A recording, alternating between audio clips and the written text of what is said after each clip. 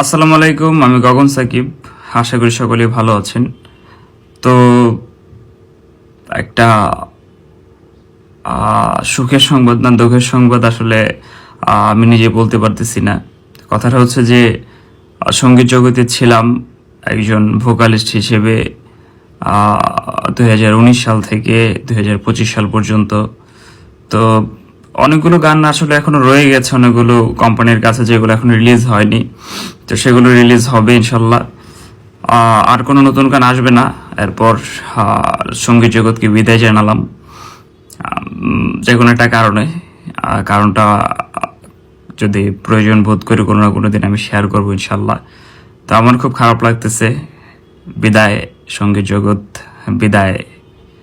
আর আপনারা আমার জন্য দোয়া করবেন, আপনারাও ভালো থাকবেন ইনশাল্লাহ।